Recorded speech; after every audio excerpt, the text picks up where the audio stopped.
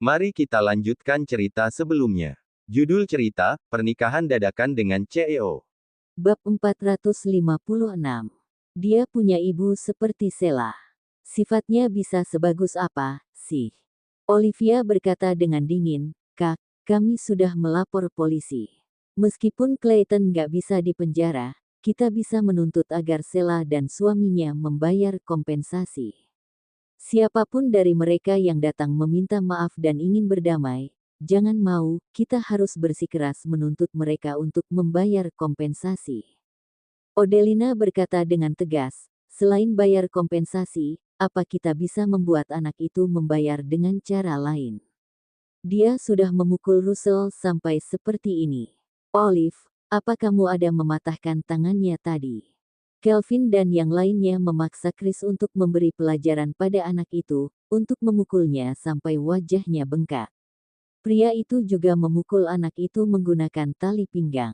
Kelvin bilang, setelah dipukul papanya menggunakan tali pinggang, seluruh tubuh Clayton penuh dengan luka. Kelihatannya juga menyedihkan. Mereka juga menghancurkan seisi rumah orang-orang itu. Odelina berkata dengan murka, aku rasanya ingin sekali menyembelih anak itu. Olivia juga menginginkannya, tapi mereka masih punya akal sehat dan tidak turun tangan sendiri untuk memukul Clayton. Mereka hanya menyuruh Chris, ayah anak itu sendiri untuk memberi pelajaran padanya. Setelah mengalami banyak hal, Olivia akhirnya paham bagaimana cara Stefan menyelesaikan masalah. Semarah apapun Stefan, pria itu juga tidak akan pernah melanggar hukum. Setelah memikirkannya, dia merasa cara Stefan menangani masalah dengan sangat tenang. Setidaknya, pria itu tidak akan menghabiskan sisa hidupnya untuk membalas dendam pada orang lain. Kali ini, semua berkat bantuan Stefan dan adik-adiknya. Olivia merasa dia bisa mempercayakan seumur hidupnya pada pria seperti ini. Setelah masalah kakaknya ini selesai, dia ingin berbicara dengan jujur dan terbuka dengan Stefan.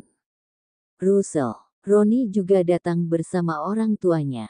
Mereka bertanya pada banyak dokter dan perawat sepanjang jalan, lalu akhirnya menemukan kamar pasien tempat Russell dirawat. Stefan memberi isyarat mata dan adik-adiknya langsung membentuk tembok manusia di depan pintu kamar, supaya Ronnie dan orang tuanya tidak bisa masuk. Stefan, pergi. Aku mau melihat putraku. Russell itu putraku. Ronnie memang ingin merebut putranya dari Odelina, tapi dia tidak pernah berpikir untuk menyakiti putranya itu. Russell adalah putra kandungnya. Dia mana mungkin mau menyakiti putranya sendiri. Putri Sheila berkata pada Odelina di telepon, bahwa Russell dan Aiden berkelahi, bahwa Russell yang memukul Aiden duluan, dan makanya setelah itu kakaknya Aiden bisa memukul Russell. Hanya saja, pukulan Clayton terlalu keras. Kakaknya Ronnie bilang, Clayton kan masih kecil, jadi tidak tahu apa pukulannya ringan atau keras. Bagaimanapun juga, anak itu juga baru berumur 10 tahun. Setelah mengetahui Russell masuk rumah sakit, Ronnie juga sangat marah karena kakak iparnya tidak menjaga Russell dengan baik. Dia juga kasihan dengan Russell, makanya cepat-cepat membawa orang tuanya ke rumah sakit. Namun, Stefan malah menyuruh orang untuk menghalangi jalan mereka dan tidak memperbolehkan mereka untuk menjenguk Russell. Stefan menyingkirlah. Aku mau lihat cucuku. Cucuku yang kasihan. Ibu Ronnie mendorong orang-orang yang menghalangi jalannya sambil berteriak.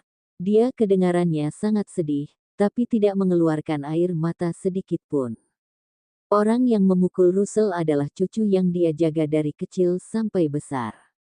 Dia juga tidak tahu dirinya lebih membela cucu dari Sheila, atau cucu dari Ronnie. Dia harus melihat dulu seberapa seriusnya luka Russell. Stefan berkata pada Ronnie dengan dingin, Russell adalah putra kandungmu. Kalau kamu benar-benar menyayangi anakmu, seharusnya hal seperti tadi nggak terjadi hari ini. Memangnya kamu nggak tahu bagaimana sifat orang-orang di keluargamu? Kamu membiarkan mereka membawa Russell pergi. Apa kamu pernah berpikir apa yang akan dihadapi dan dialami oleh Russell? Kalau kalian nggak bisa mencapai kesepakatan ketika membicarakan perceraian dengan baik-baik, gugat saja ke pengadilan. Tapi, menggunakan anak sebagai alat merupakan perbuatan terhina. Roni juga tahu dia salah kali ini. Kalau ada apa-apa pada putranya. Stefan, biarkan kami masuk dulu untuk melihat Russell, oke? Masalahku dengan Odelina, kami akan menyelesaikannya sendiri.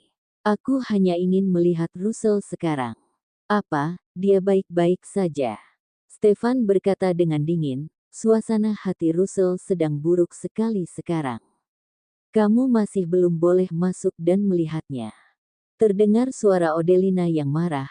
Stefan, biarkan mereka masuk. Biar dia lihat sendiri bagaimana kakak dan anak-anak kakaknya yang dia bantu selama ini itu memperlakukan putra kandungnya sendiri. Bab 457. Stefan terdiam sejenak, lalu dia menyuruh adik-adiknya menyingkir. Roni langsung membawa orang tuanya masuk. Sementara itu, Odelina menggendong Russell, lalu melepaskan kompres es di wajah si kecil agar Roni bisa melihat wajah Russell. Setelah dikompres cukup lama, wajah Russell masih merah dan bengkak. Kulit anak pada dasarnya memang lembut dan sensitif. Setelah dipukul Clayton dengan begitu keras, wajah Russell tidak akan bisa pulih dalam waktu singkat. Begitu melihat wajah Russell dipukul sampai bengkak begitu, mata yang biasanya jernih dan cerah kini penuh dengan kepanikan dan ketakutan. Meski Roni jarang menjaga anaknya, hatinya tetap saja terasa sangat sakit sampai dia ingin memaki Clayton. Kenapa Clayton bisa lakukan hal seperti ini? Sia-sia aku begitu sayang dia. Ibunya Roni ingin menyentuh wajah Russell. Akan tetapi, Russell segera memalingkan wajah dan membenamkan kepalanya di pelukan ibunya dengan ketakutan. Dia memegang baju ibunya erat-erat dengan kedua tangan kecilnya, lalu berteriak ketakutan, "Mama, Mama." Odelina langsung menepis tangan ibu mertuanya dan berkata dengan dingin, "Russell takut dengan kalian, jangan sentuh dia." Clayton si tengik sialan itu. Tunggu aku pulang nanti, aku pasti akan beri dia pelajaran. Aku sudah besarkan dia, bukan untuk suruh dia pukul cucuku. Ayahnya Roni selain merasa sedih melihat kondisi Russell, hanya ada rasa marah. Dia merasa dia dan istrinya sudah membantu putrinya mengasuh 3 anak selama bertahun-tahun. Kata-kata Sheila sangat enak didengar. Karena Roni sekeluarga tinggal di daerah perkotaan, kedua orang tuanya tidak mau tinggal bersama Roni. Sedangkan rumah Sheila lebih dekat dengan rumah orang tuanya. Karena itu, Sheila menjemput orang tuanya untuk tinggal di rumahnya. Bilangnya biar ada teman, tapi sebenarnya Sheila meminta kedua orang tuanya membantunya mengurus anak-anak. Sedangkan mertua Sheila sama sekali tidak mau membantu urus anak-anak. Baik anak Sheila, maupun anak saudara iparnya. Mertuanya sama sekali tidak mau membantu. Mertuanya bilang anak milik mereka, tentu saja harus mereka urus sendiri. Kedua orang tua Sheila dan Roni berusaha keras mengurus ketiga cucunya. Boleh dibilang mereka keluar uang juga keluar tenaga. Roni biasa memberikan biaya hidup untuk mereka, bukankah uang itu dihabiskan untuk keluarga Sheila juga? Alhasil, cucu yang mereka besarkan itu malah memukuli Russell dengan begitu kejam. Ayah Roni tiba-tiba merasa mereka telah membesarkan seorang cucu yang tidak tahu berterima kasih. Setelah menenangkan Russell, Odelina langsung bertanya kepada mertuanya sekeluarga dengan dingin, "Kalian puas lihat Russell sudah jadi seperti ini sekarang? Sejak Russell lahir, kalian belum pernah bantu aku jaga dia. Setelah rebut dia dari aku, kalian malah nggak jaga dia baik-baik. Kalian kira anakku binatang. Binatang pun harus dirawat baru bisa bertahan hidup." Kedua orang tua Roni tidak berani bicara. Sedangkan Roni terdiam beberapa saat, baru berkata, Ini kecelakaan. Nggak ada dari kami yang inginkan hal seperti ini terjadi." Katanya Russell yang pukul Aiden lebih dulu, Clayton baru pukul Russell. Odelina langsung berdiri dan menendang Roni, lalu memarahinya, "Kamu percaya dengan kata mereka? Russell nggak pernah pukul orang lebih dulu. Pasti Aiden pukul Russell lebih dulu." Russell lawan balik. Aiden pura-pura menangis dan suruh Clayton bantu dia pukul Russell. Odelina tahu jelas seperti apa kepribadian ketiga anak kakak iparnya. Hal inilah yang membuatnya menolak dengan tegas permintaan Ronnie untuk mengurus anak-anak Sheila. Setiap kali Aiden datang ke rumah mereka, anak itu selalu menindas Russell, rebut mainan Russell. Saat berada di rumahnya sendiri, Aiden semakin menjadi-jadi, dia pun menindas Russell dengan kian parah. Setelah mendapat tendangan dari Odelina, Ronnie pun tidak berani membalas. Ada beberapa orang berdiri di luar. Stefan memiliki banyak saudara.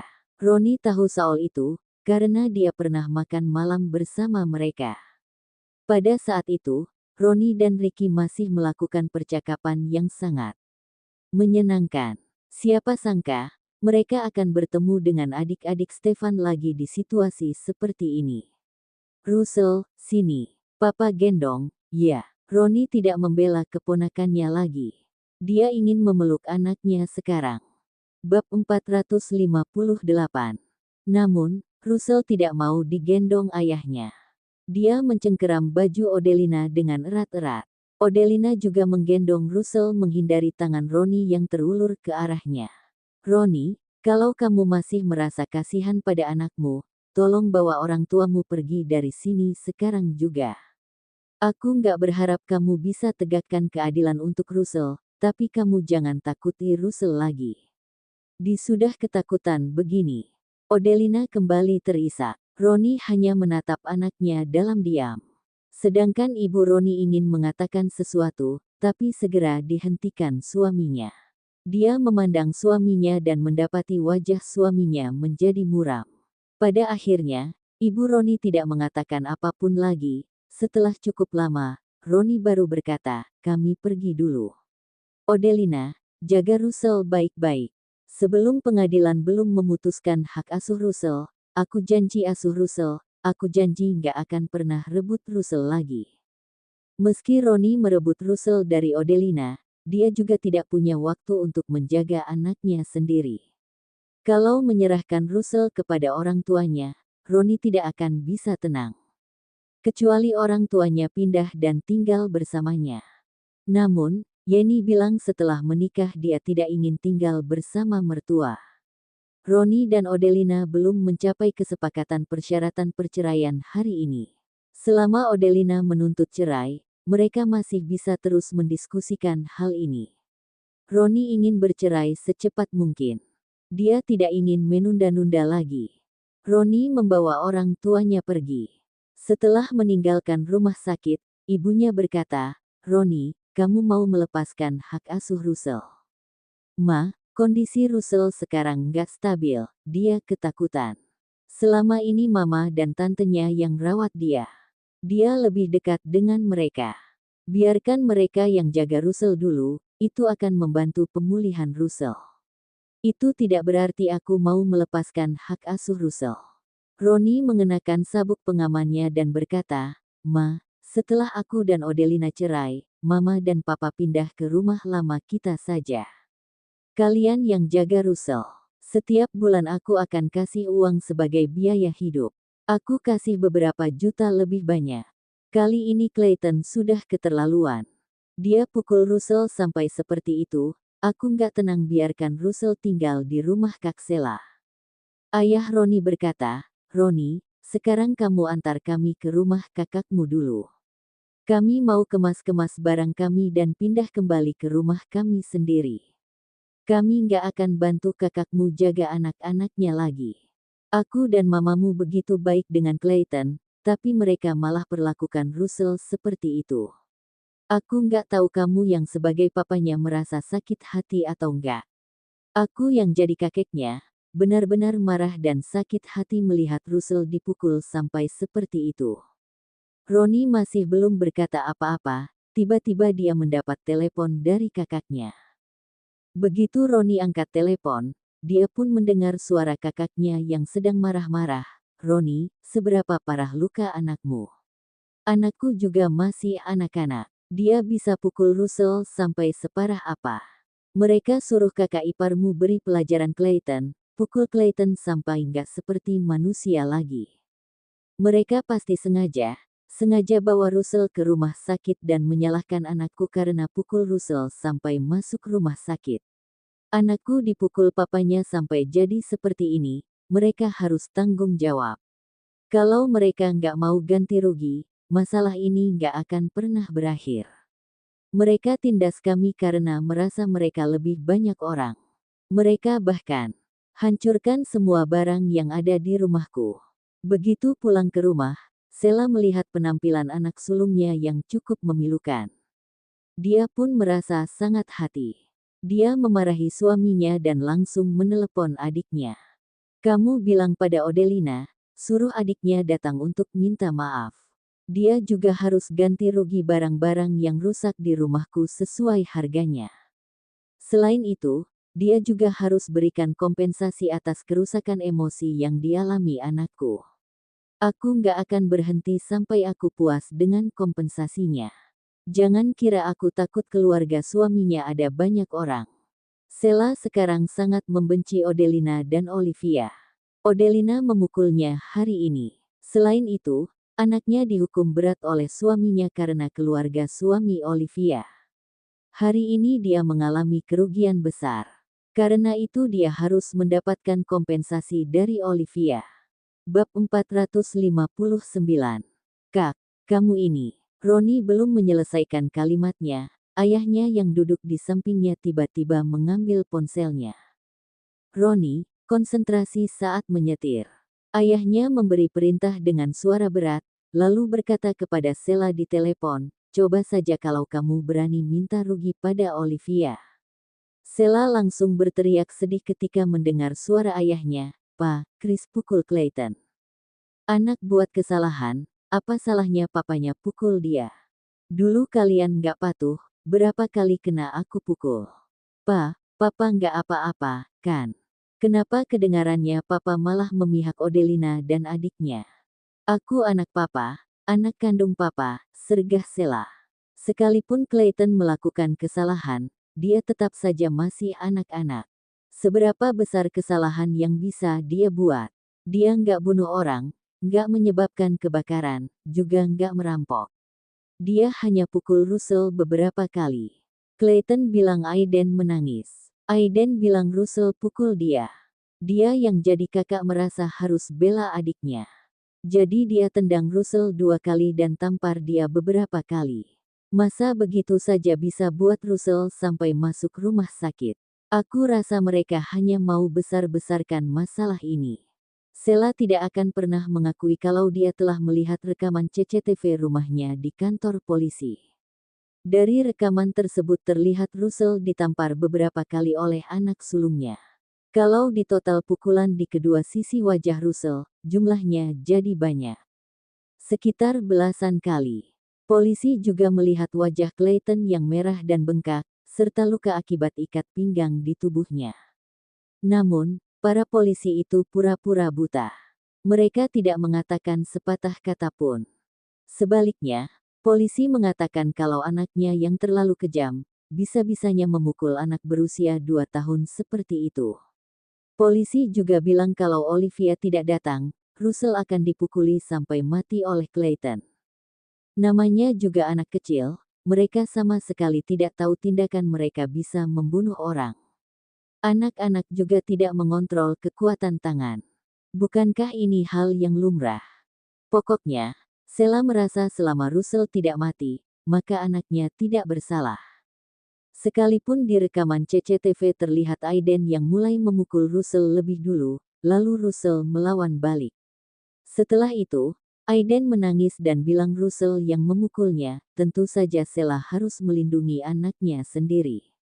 Sekalipun salah juga harus berusaha mengatakan kalau anaknya tidak salah. Anak orang lain hidup atau mati, apa urusannya dengannya? Seperti itulah mental Sheila. Orang di kantor polisi memberi Clayton teguran lisan, lalu menyuruh Sheila dan suaminya membawa Clayton pergi meminta maaf pada korban.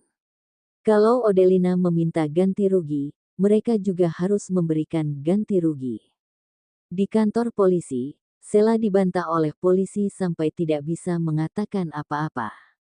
Namun, hatinya merasa tidak terima. Setelah meninggalkan kantor polisi, Sheila bahkan memarahi suaminya karena tidak berguna. Suaminya tidak tahu harus menghapus rekaman CCTV di rumah terlebih dahulu dan membiarkan polisi melihat proses dari rekaman CCTV. Pada dasarnya keluarga mereka yang mengalami kerugian besar. Namun sekarang, hal itu malah menjadi kesalahan mereka. Barang-barang di rumahnya dihancurkan. Apakah polisi tidak bisa melihatnya? Russell nggak pernah ganggu Aiden lebih dulu. Kapan bukan Aiden yang ganggu Russell lebih dulu? Setiap kali kamu pergi ke rumah adikmu, Aiden selalu rebut mainan Russell. Russell ada makanan apa, dia juga akan merebutnya. Sheila mengatupkan bibirnya dan berkata, Aiden paling kecil di rumah, wajar saja dia lebih manja, lebih suka memaksa. Pa, apa hubungannya dengan aku mau minta Olivia ganti rugi?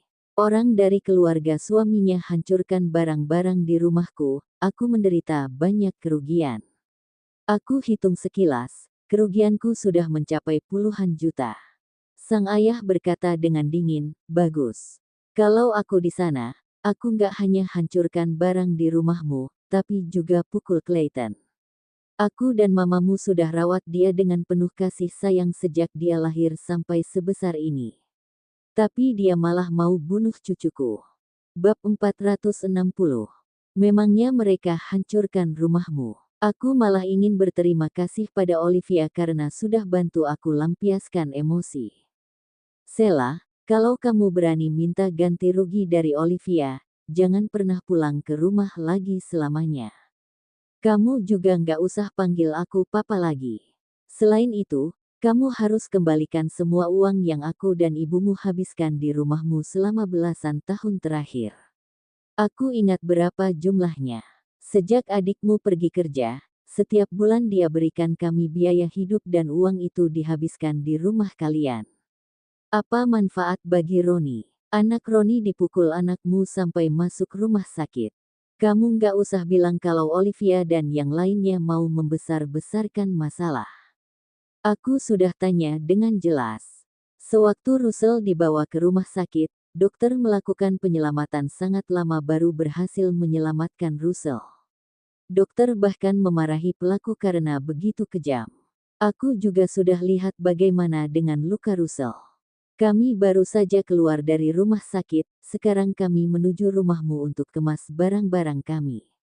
Mulai sekarang, aku dan mamamu akan tinggal di rumah kami sendiri. Kalau mertuamu nggak mau jaga anak-anakmu, kalau nggak mau kamu saja yang urus sendiri. Toh, anak-anak punya kalian, bukan punya kami. Kami sebagai orang tua sudah hidupi kamu dan sekolahkan kamu, itu memang kewajiban kami. Tapi kami nggak berkewajiban untuk besarkan anak-anakmu. Papa kena hipnotis Olivia. Kenapa sekarang malah jadi bela dia? Tanda seru petik 2. Tukas Sheila. Papa dan mama mau pindah kembali ke rumah lama. Kalau di rumah nggak ada kalian, bagaimana aku bisa tenang? Clayton juga sudah dipukuli sampai begitu parah. Papa sendiri bilang, Clayton cucu yang sudah papa besarkan.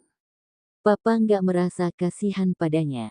Sang ayah justru berkata dingin, dia pantas dipukuli.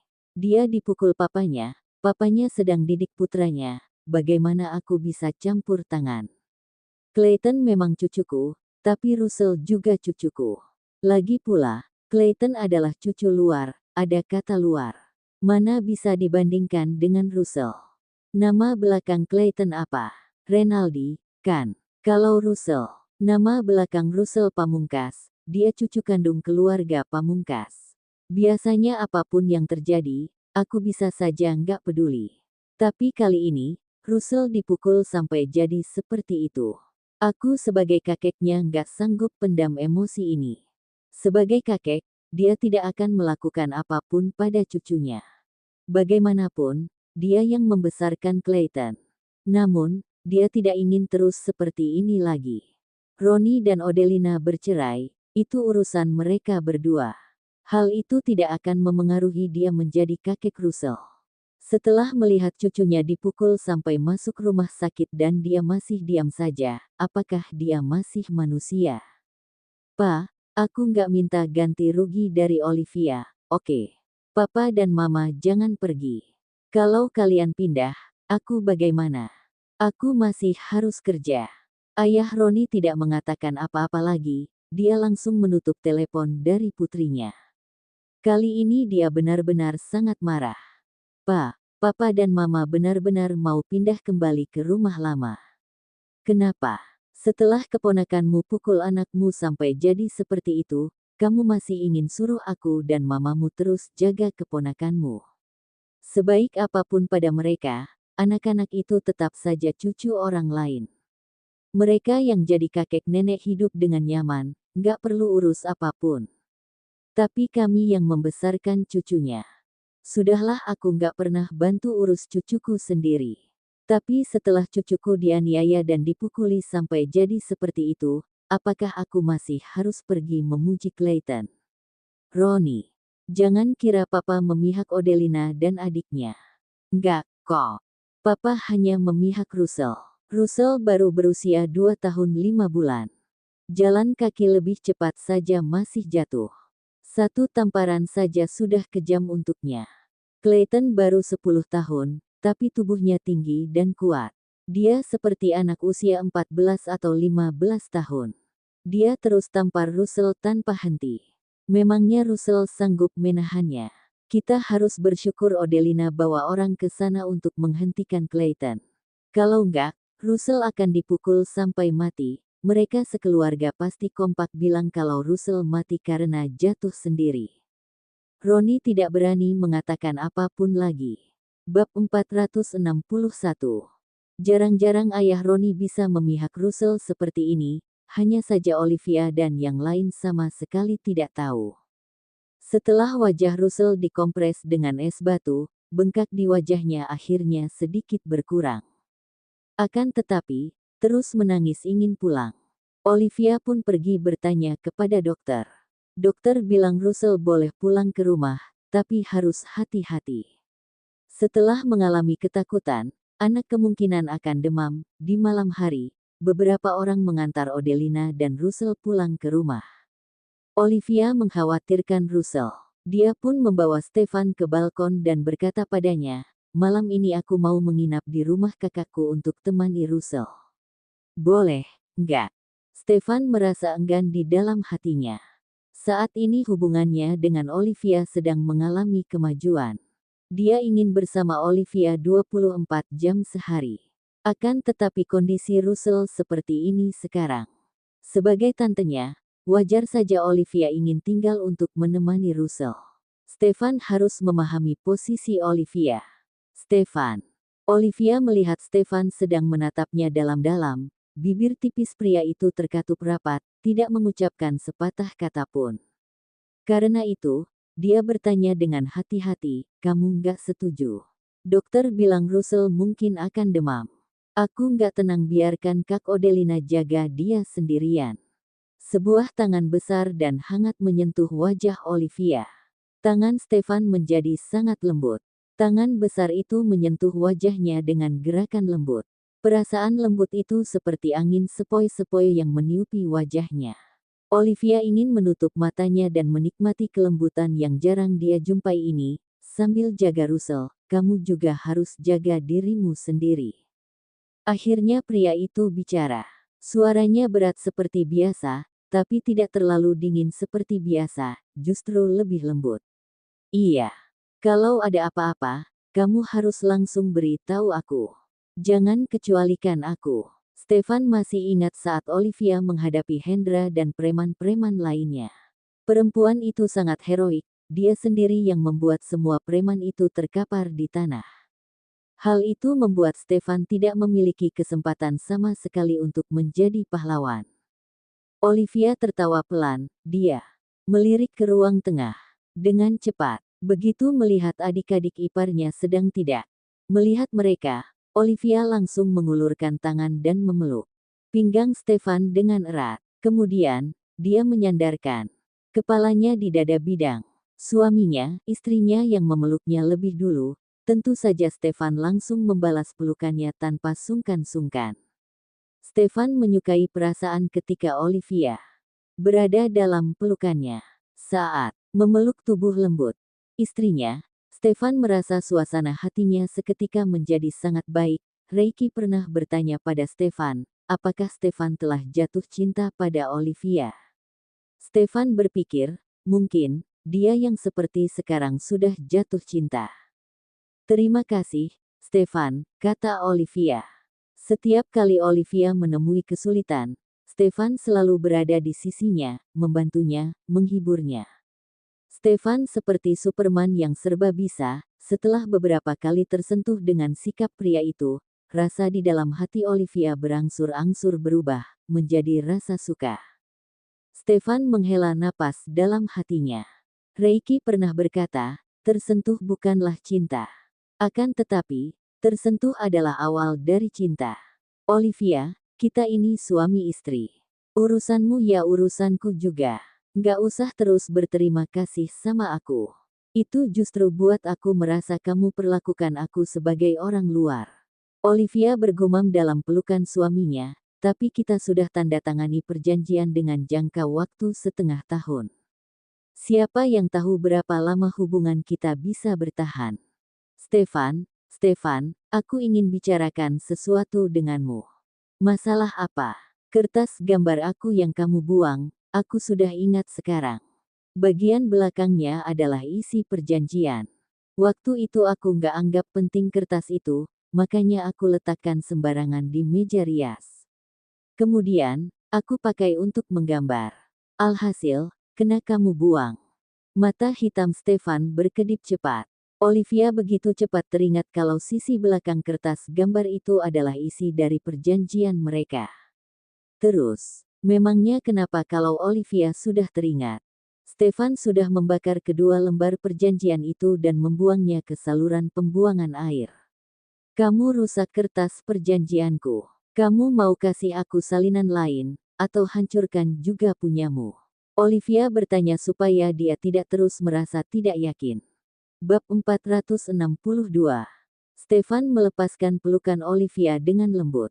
Kemudian, dia menundukkan kepalanya dan menatap mata Olivia. Olivia spontan menelan ludah, merasa gugup. Setiap kali menatap mata Stefan, dia tidak bisa mengabaikan ketampanan suaminya itu. Dia selalu merasa ingin mengambil keuntungan dari suaminya. Kalau Stefan selalu lembut seperti ini, Olivia pasti berani menerkam pria itu dalam waktu kurang dari seminggu. Kalau dia sedikit lebih berani, dia bahkan bisa memakan pria itu dengan cara yang berbeda setiap harinya. Sementara Olivia sedang memikirkan cara untuk makan pria itu, suara berat Stefan tiba-tiba bergema di sebelah telinganya. Pria itu bertanya, kapan kita tanda tangani perjanjian? Olivia, perempuan itu tampak tertegun. Seolah tidak percaya Stefan akan mengatakan hal seperti itu. Waktu itu, awal kita baru menikah. Kamu yang tulis isi perjanjian, lalu kamu minta aku tanda tangan. Kamu bilang jangka waktu perjanjiannya setengah tahun. Stefan terlihat begitu tenang, lalu dia berkata dengan santai, coba kamu bacakan isi perjanjiannya. Aku mau dengar. Olivia membuka mulutnya, tapi tidak tahu harus berkata apa. Setelah sekian lama, dia sudah tidak begitu ingat dengan isi perjanjian itu.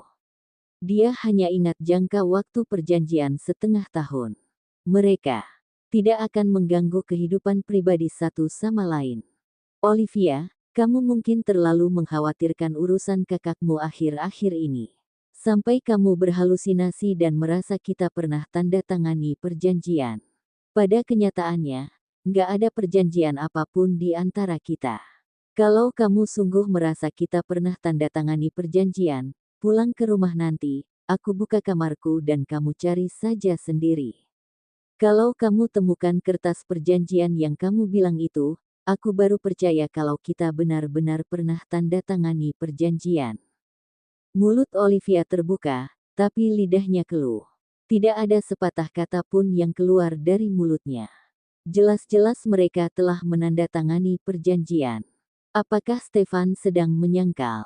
Stefan menundukkan kepalanya dan mengecup bibir Olivia, lalu berkata dengan lembut, jangan pikir yang enggak-enggak. Aku ajak adik-adik pergi makan dulu. Biar Bilesti di sana saja, bisa bantu-bantu kalian.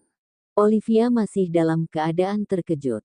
Stefan yang selalu angkuh dan dingin kini justru menyangkal dan tidak mau mengakui kalau mereka telah menandatangani perjanjian. Hal ini terlalu mengejutkan bagi Olivia. Setelah mendengar kata-kata Stefan, Olivia hanya bisa mengangguk sambil terpelongo. Sudut bibir Stefan terangkat ketika dia melihat wajah Olivia yang masih tercengang kaget. Dia pun melepaskan tangannya yang memeluk Olivia dan berkata, "Aku pergi dulu, ya." "Oh, oke. Kamu traktir mereka makan, aku akan transfer ke kamu uangnya." "Nggak usah. Aku punya uang, kok. Lagi pula, kita berdua nggak usah bagi dengan begitu jelas." Olivia mengeluarkan ponselnya hendak mentransfer uang ke suaminya. Namun, Stefan sudah kembali ke ruang tengah. Dia pun berhenti mengoperasikan ponselnya dan melihat Stefan mengajak adik-adiknya pergi makan. Tidak lupa Stefan meminta Bilesti menyiapkan makanan untuk Olivia dan kakaknya. Stefan tahu, saat ini Olivia dan kakaknya pasti tidak ingin ikut mereka pergi makan. Dia juga takut mereka berdua dalam suasana hati yang buruk dan tidak mau makan. Oleh karena itu, dia menyuruh Bilesti tinggal supaya bisa menyiapkan makanan untuk mereka, juga mengawasi mereka makan. "Aku sudah capek ikut kalian ke sana sini seharian. Stefan, nenek ikut kalian pergi makan. Abis itu nenek mau pulang untuk istirahat." Sarah memilih pergi bersama cucunya. Sebelum pergi, dia pun berpesan pada cucu menantunya yang baru datang dari balkon, "Olive, kalau ada apa-apa langsung telepon kami. Tenang saja, langit runtuh sekalipun, mereka semua cukup tinggi. Mereka sanggup menahannya, nggak akan buat kalian tertimpa." Kata-kata Sarah mungkin terdengar seperti lelucon semata. Akan tetapi, kata-kata itu justru menghangatkan hati Olivia dan kakaknya. "Iya, Nenek, aku pasti akan langsung telepon." Olivia mengantar sang nenek keluar, lalu berkata, "Stefan, jaga nenek baik-baik." Sarah langsung tertawa, "Aku nggak mengharapkan dia jaga aku. Dia nggak buat aku marah saja, aku sudah bersyukur. Nenek, cucumu ini juga ingin jaga image. Bisa nggak sih bantu aku jaga image di depan istriku?" Nenek selalu mengatakan hal buruk tentang Stefan. Apakah Stefan masih belum cukup berbakti? Demi membantu neneknya balas budi, dia menikahi Olivia sebelum jatuh cinta pada perempuan itu. Apakah itu masih belum cukup? Nenek tetap saja selalu mengatakan hal buruk tentangnya di depan Olivia. Apakah neneknya masih ingin cepat-cepat punya cicit? Stefan akan menghabiskan malam yang panjang sambil memeluk Guling. Kalau anggap saja Guling sebagai cicitnya. Bab 463. Stefan 8 bersaudara pergi bersama nenek. Mereka pergi ke Mambera Hotel untuk makan malam. Manajer lobi melihat Sarah datang bersama 8 cucunya, tapi tidak membawa pengawal. Manajer itu seketika kebingungan. Apakah dia harus pergi menyapa mereka? Namun, Kelvin pernah bilang, selama Stefan tidak membawa pengawal, maka dia harus memperlakukan Stefan sebagai tamu biasa dan anggap dia tidak mengenal Stefan. Di saat manajer itu masih bimbang, Stefan dan rombongan sudah masuk ke dalam hotel. Mereka berjalan melewati manajer itu. 8 kakak beradik itu memiliki aura yang luar biasa. Begitu masuk ke hotel, kehadiran mereka langsung menarik perhatian banyak orang. Ada beberapa orang mendengar ke-8 pria itu berbicara dengan lembut kepada Sarah dan mereka memanggilnya nenek. Orang yang lewat spontan menatap Sarah dengan iri. Sarah sungguh bahagia, bisa memiliki 8 cucu yang tampan dan luar biasa. Benar-benar membuat orang lain merasa sangat iri. Sarah dalam hati berkata, "Jangan iri padaku. Aku punya terlalu banyak cucu. Dia sudah cukup pusing dengan masalah pernikahan cucu-cucuku ini." Selesai makan, Stefan berkata pada Kelvin, "Kelvin, kamu antar nenek pulang. Aku mau pergi ke rumah Reiki sebentar." Bukti transfer aset Roni masih ada di tangan Reiki. Bram juga ada di rumah.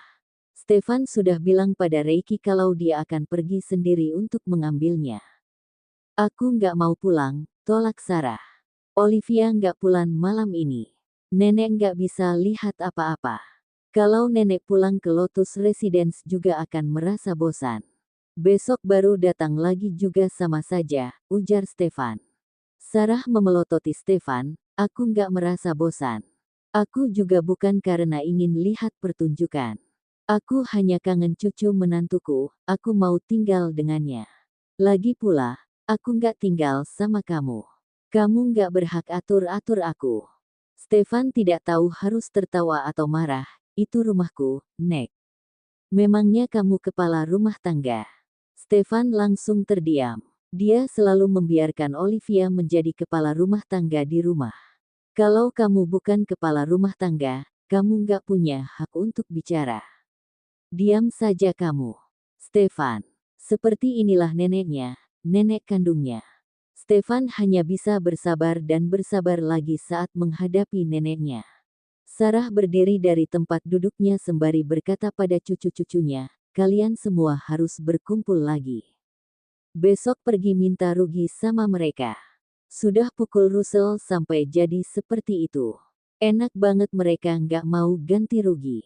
Kelvin mewakili adik-adiknya berkata, Nenek, karena kami sudah turun tangan urus masalah ini, kami akan urus sampai akhir.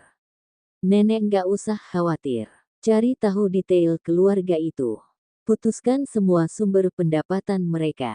Aku mau lihat mereka masih bisa sombong sampai kapan.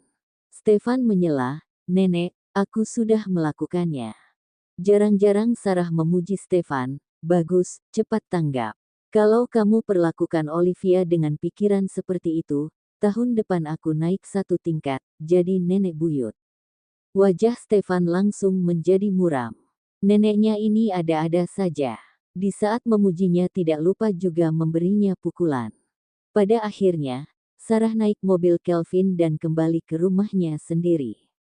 Begitu sampai di rumah, dia harus menghadapi cucunya yang ke-9 mengeluh karena tidak ada yang mengajaknya, meninggalkannya sendiri di rumah. Sarah terkekeh dan langsung berkata, kalau begitu besok kamu ikut kakak-kakakmu, lumayan lebih banyak orang. Sandy mengomel dalam hati, hal yang paling menarik sudah terlewatkan baru suruh dia pergi biar lebih banyak orang. Di sisi lain, Stefan sedang menuju rumah keluarga Ardaba dengan mobil pribadinya. Di bawah pengawalan pengawalnya, pria itu pun pergi ke rumah keluarga Ardaba. Dia tidak pergi ke rumah Reiki, tapi ke rumah Bram. Cerita bersambung.